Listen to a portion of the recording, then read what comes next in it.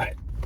So, I actually have a couple of things I wanted to go over. Actually, three things.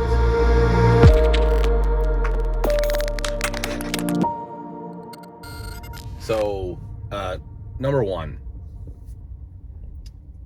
I was thinking about this the other day where we've been having, if you look at social media, digital marketing in Industry 4 and digital transformation, and you go ahead and just kind of look at the trends over the last 18 months, 24 months, there's obviously a lot more noise, right? In fact, there was Luke Small posted a thing on his LinkedIn about thought leaders and, and basically the thesis was, what is a thought leader, and why would you listen to a thought leader, have conversations, seek out conversations and discussion and debate, right? Well, I think that that's a false choice, for one. So in my response to Luke, I was talking about, well, you can do both. In fact, you should do both. I mean, thought leaders, I try to think about where I would be in my career without the three mentors I have who are thought leaders in my space and have been with me my whole career, and how they've guided me and helped me pick the right path when I face a dilemma. I talk about this all the time, that it's very easy to make the right choice as an architect, as a business owner, as a leader, as an engineer. It's very easy to make the right choice when the right choice is apparent. When 99% of the people who are faced with that choice would make the same one, when it's obvious. The real challenge and where the rubber meets the road is in a dilemma, when you're faced with multiple choices and neither of the outcomes from those choices seem like optimal. Okay, which brings me to this second piece. I'm going to come back to all the noise and what to do about that. Okay, how do you filter through the noise? Because I don't think you should ignore what's being said. There's a lot of great information being pumped out right now. A lot of really high quality information, specifically about digital transformation in Industry 4. But this thing with Luke, I was thinking, a wise man always once told me that if you want to know where somebody's coming from, you either need to know their values. That is, what do they value? What is their mission? What is their entire purpose? Or you need to know what the incentive is and who is incentivized. Okay, one of the two. So this is why when I will ask questions of people, organizations, I'm trying to discern what their values are, right? So my companies are, we are values-based companies. That is, we have a mission, and we are using the free market to execute on our mission, deliver on our mission, to help save and create middle-class jobs in the United States. And where does that come from? It comes from what I observed growing up, and then I watched the decline of the middle class in the United States, and I think, that's something that needs to be turned around, and I'm uniquely positioned to help do that, and we're using the market to do that. Why? Because, and everything that I talk about is about trying to create incentives for employers. Okay, the employers who is incentivized, and the incentive is efficiency, a leg up in the market, a long-term strategic plan to plug into a digital supply chain. That's what we're doing, right? We're creating an incentive, and we're incentivizing, or we're highlighting an incentive, and we're incentivizing manufacturers to onshore, to digitize, to increase to create more skilled positions for a technical workforce. Okay, that's what we're doing. But we're doing that based on a mission to help save and create middle-class jobs. And so whenever I'm faced with a dilemma, or our organization is faced with a dilemma, we err on the side of our mission and our values. There are other organizations, a lot of them, most of them are just purely profit-driven, where a mission or goodwill is an afterthought. It's something you can afford. And there's nothing wrong with being purely capitalist driven. That is, my goal is to just make money. And I'm a firm believer in the two mountain theory from David Brooks. If you haven't read Second Mountain, I strongly encourage you to do so. While you're climbing in your first mountain, you're having to build capital in order for you to be able to do good. Okay. And then some people just want to some organizations just want more and more and more capital. They want more and more and more power, rather than, okay, I'm at a point now where I can pivot to positive impact and make that my primary focus, right? That's your second mountain. All right, so there's a lot of noise going on out there, and there's discussions about, listening to thought leaders and all that kind of stuff. And I looked at that when I read Luke's post. I was thinking, what would be the goal of a person who says you shouldn't listen to thought leaders? Because think about what a thought leader is. A thought leader is a person, or it should be, a person who has experience, achievement, and a track record of accomplishment in that field. It is not a theorist. Okay, it's, thought leaders don't come out of academia. Thought leaders go to academia from, achieving something, and then they go to academia and they start teaching that which they achieved, and then they become a thought leader in the space. I think we conflate what the term means. But if somebody says, let's not, don't listen to thought leaders, you have to ask the question, like, why? Like, why would someone say that? And then I've been dealing with this this post from Luke for a few days now. And and the answer is don't have conversations and have debate, which I agree. You should definitely be doing that 100%. But thought leaders start us in the right vector. They can answer the question that everyone has, and this is a common thing that we see, is it seems like manufacturers all have the same questions when it comes to Industry 4 and digital transformation. Thought leaders can answer those questions because they have been faced with those questions before, and they've tested various answers, and they know which answers work.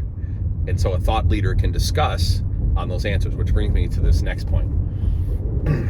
We have a big press release coming out in conjunction with several vendors. I mean, many vendors. One of the things that we do is we work with vendors and OEMs on how they can develop their products for the market, especially centered around unified namespace and effective digital transformation. Okay, and we have partnered with several very large vendors. Okay, I think we closed one of the deals this week. And another one we closed a couple of months ago, but their marketing team just reached out to ask to see if we'll approve the press release and stuff. And we're probably working with, I would say, a half a dozen really large vendors. And during those processes, I don't know if you've ever done a strategic partnership, but you have we've had, like, when I initially started my company, when I initially started Intellec, I reached out to Rockwell Automation in 2015 for we had a client who wanted us to fix some automation issues, and we needed one of the Rockwell kits that had RS Logics and links, and we reached out to Rockwell for that. And Rockwell, in order for us to get the kit, we had to enter into a partnership with Rockwell. And, the rules that they had for us to enter into that partnership were preposterous. They were, they wanted us to remove inductive automation from our website. We had to lead with all Rockwell products. We couldn't publicly promote non-Rockwell products. I mean, it was really, we had to give them our CRM and who all of our customers. I mean, it was really fucking crazy. And I'm like, well, we're not doing any of that. You're not my customer. Like, you're just a resource. And I told them to go shit in their hand. And, there's no love lost between me and Rockwell. There was no love lost between me and Rockwell before that. I think Rockwell's an example of what not to do. One of the things that stood out with me in these strategic partnerships is, vendors oftentimes they default to, you're going to agree to lead with their product in the vertical, right? Oftentimes they'll ask you to do that. They'll want to set sales targets, so you agree to to sell a certain amount of their product, and then some vendors, they have penalties in there if you don't hit those targets, so you'll pay a fee to them if you don't hit these goals that you said that you would hit. First off, we don't enter into any of those agreements, so we do not promise to lead with any product. We do not agree to any sales target whatsoever. We don't pay any. We don't agree to pay any fees if we fall short of some sale target. Okay, and we also don't agree to not publicly talk about or promote their competitors' products. Our position is we are agnostic, and we are going to recommend best in class for every customer. So what we recommend to a client is going to be a function of what we have determined based on our experience as thought leaders in the space, what is best for that client. Okay. All right. So interestingly, what I've discovered, every one of our partners who we've entered into strategic partnerships have agreed with us. So every partner, when we come back to them and we say, hey, we don't do sales target, we don't do any of these things, we don't create any incentive for us to not prioritize our self-interest over the self-interest of the customer, right? It's the same mentality I have when it comes to medicine and anything. We went back to it. We go to our partners and we say, we do not enter into any agreement that is going to create some type of incentive that where if we're faced with a dilemma, we would be incentivized to choose what's in our own self-interest, and our self-interest is in direct conflict with the customer. For example, if our architect comes to us and says, I really think we ought to use HiByte for data ops in this area, but I think here at the upper in L3 we should be using a different tool. Like I want to use Apache NiFi for data ops at L3, okay, or L4, higher up the stack. And the reason why is because there's a couple of open protocols that HiByte doesn't have a connector for there, and our business people go and they look and they go, well, we're not going to get anything for Apache NiFi. There's no financial benefit for NiFi, and that third HiByte license is gonna get us over the finish line this quarter for the total number of license sales. So let's go ahead and put HiByte in that third level. Okay, now HiByte, we don't have an agreement like that with HiByte. I'm using HiByte as an example. We don't enter into any agreements like that, but I'm giving you a real world example where you could be faced with a dilemma, and if the incentive structure is built up the wrong way, you could incentivize the vendor to not do what's in the best interest of the customer. Okay. This is why values matter. Like being a values-based organization matters. The reason I'm shooting this video is because I wanted to touch on 3 points that just sort of, none of them are one video on their own. They're kind of just 3 ideas that should go into a single video, but they're really, really important for like cutting through the crap. Okay, cutting through the noise that you're seeing online.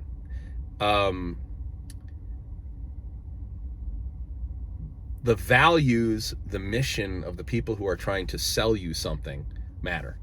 And I want to ask you this question: how often do you ask a vendor, what do they stand for? Like some of the most uncomfortable conversations I have ever had are with Litmus Automation. Like I love Litmus. I love the technology. I love their team. I love John. I love Vatzel. I think they're great people.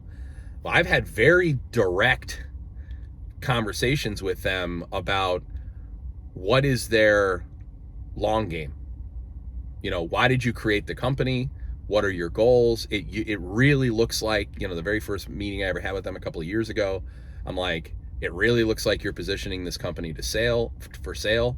So that's why I never publicly promoted them, because I don't do that. Because if I encourage a customer to use a product, I want to make sure that for the foreseeable future, that product, the foundation upon which I made that recommendation holds true, right? I mean, if you're building a product to sell it to Rockwell Automation, well, Rockwell Automation is going to ruin your product.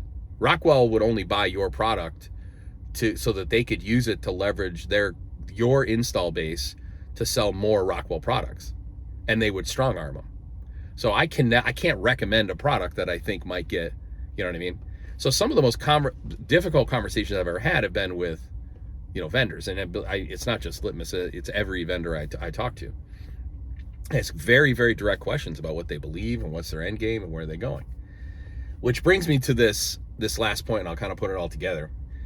The importance of having direct conversations and asking probing, challenging questions in a Socratic way.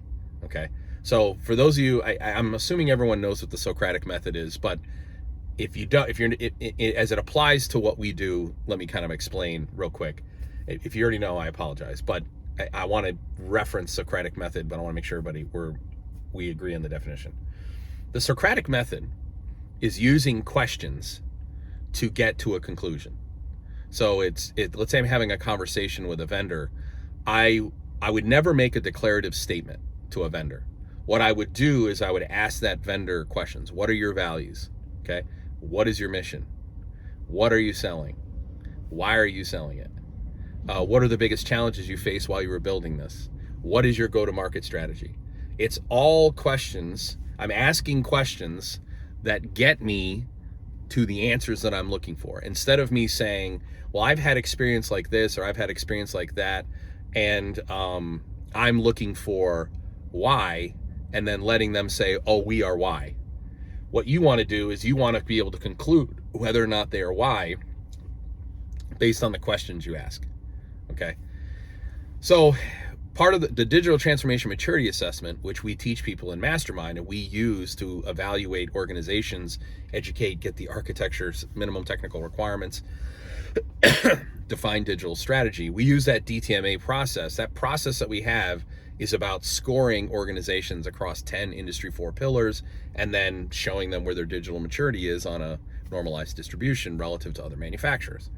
Well, how do we get those numbers? Well, the answer is we ask lots of questions.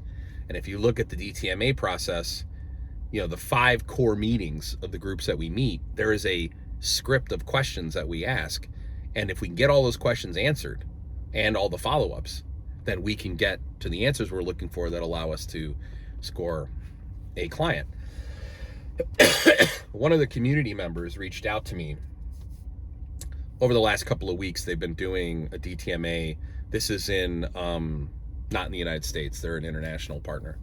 And they were going through a DTMA and they were telling me about the readout. They had already scored the customer. They went to the readout and they're talking to all of the principals, all of the stakeholders.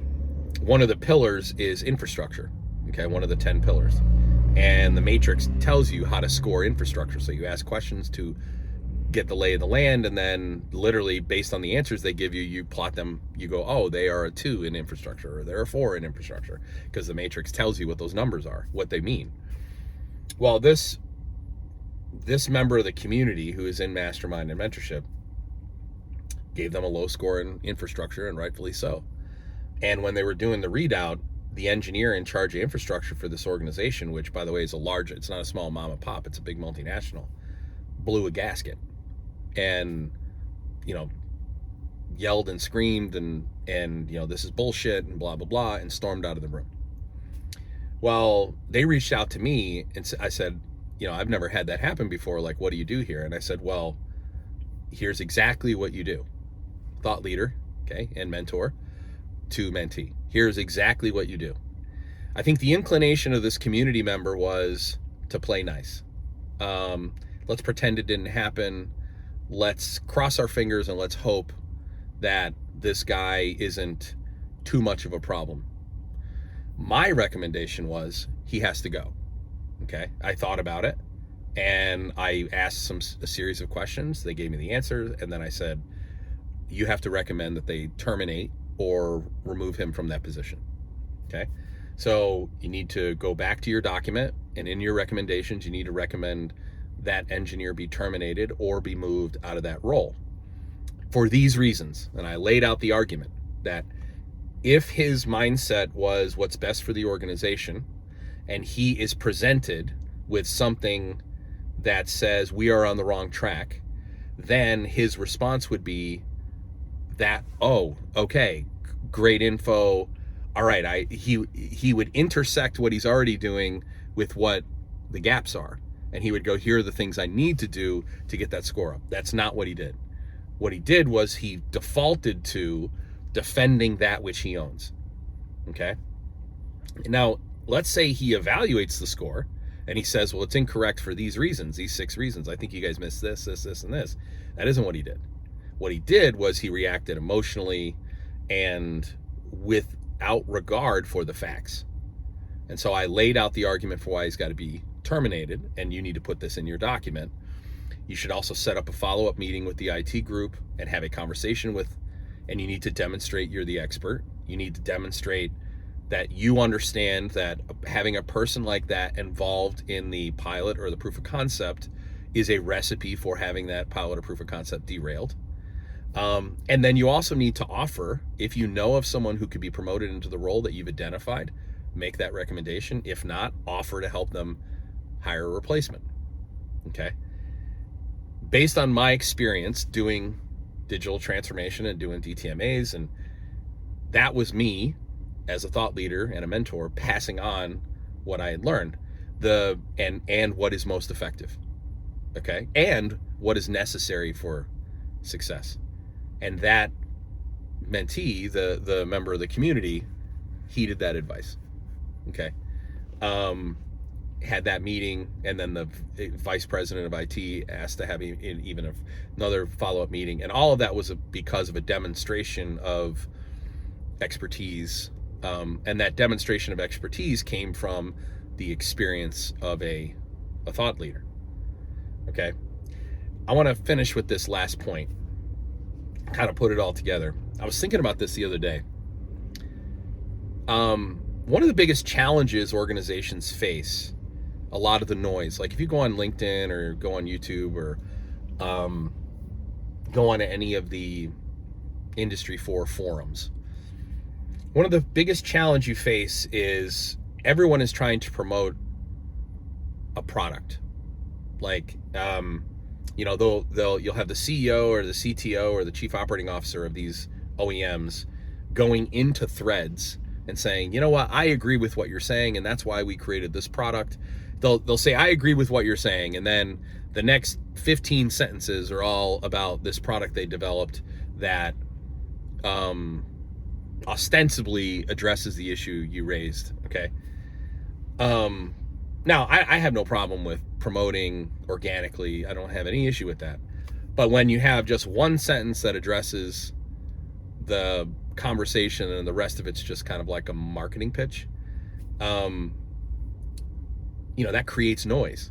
It creates noise in the space. Well, and one of the things I thought about was the only products and technology that are being promoted, okay, are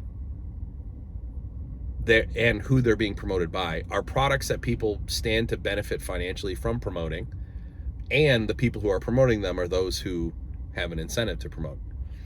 But things like the Ming stack, FOSS, open software, there's no one has a financial incentive to promote them, and therefore there's a lot less promotion of open technology. Okay, this is why when I want to get to this thought leader piece, I want to bring this. I don't listen to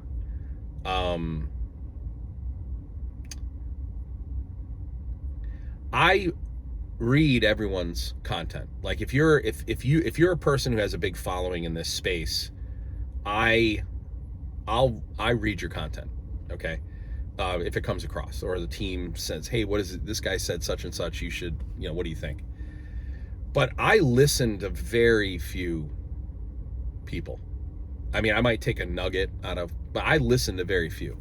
The vast majority of the people whose content I read are people who are good at promotion, but don't have any experience in execution and therefore have no real accomplishments to lean on. Okay. The people I listen to are the people who build shit. And, the old adage was, Elon Musk, I remember reading a thing about how Elon Musk interviews, and Steve Jobs used to do the same thing. The thing I was always fascinated about with Apple and Tesla and SpaceX was, how is it that they were able to recruit and retain the best of the best? Like, how did they put very little energy in the wrong hires? Like, they would really not hire the wrong people very often. So it was, and I was fascinated with how they were identifying the right hires. And one of the things that Elon Musk used to do was, he used to basically, in a nutshell, he still does this, he would ask the question, he doesn't frame it this way, this is how I frame it, but he says, how did you tell me about a time you snatched victory from the jaws of defeat. And then he asks very detailed questions about the technology. And the reason he's asking those questions is because he knows that the person who was the closest to the problem, the one that actually solved it, that problem was their baby, and they know it inside and out. Like, they know every technical consideration, every bug, every obstacle along the way. They know it in detail, and they'll know it for the rest of their life. And so what he's looking for is the detail. He's looking for the detail of the problem, not necessarily all detail is created equal. And we do that same thing. And I do that same we do that same thing in interviewing, but I do that same thing online when I'm looking at content. I am looking for evidence that the person talking has solved a big problem, right? And which, I'll bring it back to the Luke Small thing. I have the utmost respect for Luke. I think Luke is a brilliant guy, incredibly well spoken. He has a long and storied career. But when Luke says something, especially about like the mind of executives, I listen to him.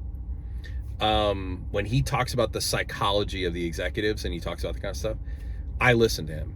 And that's really what I take away from him, because I know the way that he talks, I know he knows what he's talking about when it comes to the mind, motivation, direction, and strategic thought process of executives. But when it comes to like the technical problems, architecture, things like that, I don't. And by the way, he's not alone. There's lots and lots of people I don't listen to when it comes to architecture and their recommendation. And oftentimes, actually, I roll my eyes at a lot. I'm like, oh, I hope no one listens to that person, because my point is that when you are reading content, when you are out there learning, you need to ask yourself, why should I listen to this person? Just because what they said sounds good, you need to ask yourself, why do I need to listen to them? Why should I listen to them? What have they accomplished? Like, what have they actually done? What are their bona fides? What is their area of expertise? Why should Jeff Winter, talk about Jeff Winter, right? Jeff's got a huge following on LinkedIn, huge. Jeff has never worked a day in his entire life as an engineer. He's an engineer, went to Purdue. He graduated from Purdue, and then he moved immediately into marketing and business development. And that's been his area his entire career. He's never built anything. He's never, maybe he's never built anything of consequence in our industry. Okay, I'm sure he's an engineer. He's probably built something. So, and Jeff is open about this. It's not like, when you talk to him, he'll say, yeah, I've never, I'm an engineer, but I moved into marketing and business development right away. Jeff is a expert in brand building, both personal brand and corporate brands. He's also an expert in go-to-market strategy. When he says something about go-to-market or marketing or brand building, I listen to him. Right? I also think Jeff is really, really good at introducing people to topics they're not familiar with. He does a very good job of communicating technical concepts to people in a way that they can digest it, that a really broad audience can digest it. And he even admits, he doesn't get into the technical details because even he admits that's not his area of expertise. That's another example. You have Jeff Winter, person I follow, read his content, but I read his content in context of his expertise. And I think it's very important to understand that. Like, no one would ever, you should ask those questions. No one's ever going to follow me to figure out how to make people feel good about themselves. Like, if you're trying to figure out how to make someone feel good about themselves, you're not going to, I'm insensitive. You're not going to learn from me. Okay. Like, I'm the last person you're going to want to listen to when it comes to how do I get someone to feel good about themselves. But if you want lessons in transformative leadership, disruptive leadership, conflict theory, digital transformation, Industry 4, architecture, overcoming adversity, winning the results war, not fighting theoretical battles, unified namespace. Like, if you want to learn about those things, I'm, negotiating with vendors, I'm your guy, right? And I think that's the important message of all this is, my brain has been going a million miles an hour because, since my surgery in the beginning of January, I haven't been really, really active. And it's almost like I come back and, there's a lot of people filling the vacuum, and I'm not impressed with most. In fact, I think there's quite a few out there that are steering the community in the wrong direction. And so one of the things that we're going to be doing going forward, and when this press release comes out, you guys will kind of see, what we have planned for 2024. I'm gonna be talking more about the foundations of how digital organizations run, how they build teams, how they have meetings, how they solve problems, how they incorporate digital strategy into their thinking, decision making, how they identify experts and amplify them, and how they subdue the voices of those who are just making noise. Okay. All right. Thanks for watching. I was all over the place there, but hopefully it was valuable. Thanks for watching. Like, subscribe, comment down below, and I'll see you in the next one.